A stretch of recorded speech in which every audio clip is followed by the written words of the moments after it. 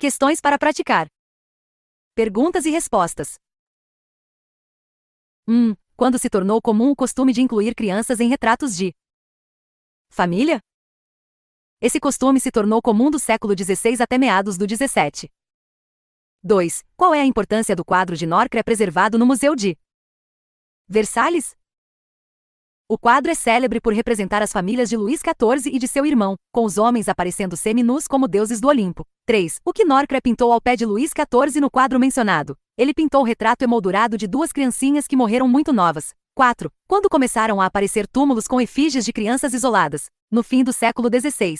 5. Como Jaime I de Inglaterra representou suas filhas falecidas em seus túmulos? Ele mandou representá-las com todos os seus adereços, com a menor repousando em um berço de alabastro. 6. Quando se tornaram numerosos os retratos de crianças isoladas de seus pais? No início do século XVII. 7. Quais são alguns pintores famosos que retrataram crianças no século XVII? Rubens, Van Dyck, Franz Hals, Lenain, Felipe de Champaigne. 8. O que mudou nos retratos de família no século XVII? As crianças começaram a ser retratadas sozinhas e se tornaram o centro da composição.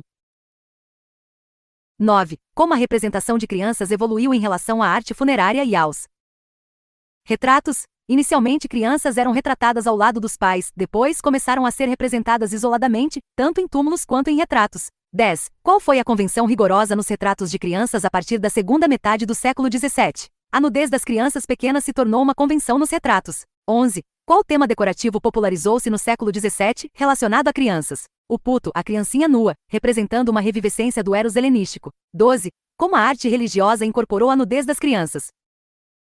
Anjos e o menino Jesus começaram a ser representados com nudez parcial, em concordância com o gosto clássico. 13. Quando e como a iconografia infantil do puto começou a influenciar os retratos de crianças? No século XVII, quando a nudez decorativa do puto foi aplicada aos retratos de crianças. 14. Como a mudança demográfica no século XVIII impactou a representação das crianças? Embora as condições demográficas não tenham mudado muito, a cristianização dos costumes levou a um maior reconhecimento da personalidade das crianças. 15. Qual importância teve a vacinação contra a varíola na percepção das crianças no século XVIII? Mostrou um estado de espírito que favoreceu práticas de higiene e controle da mortalidade infantil. 16. Como o gosto pelo puto se manteve na arte decorativa? Ele continuou a ser usado em várias formas, inclusive em retratos de crianças, persistindo na arte decorativa e na fotografia dos séculos XIX e XX.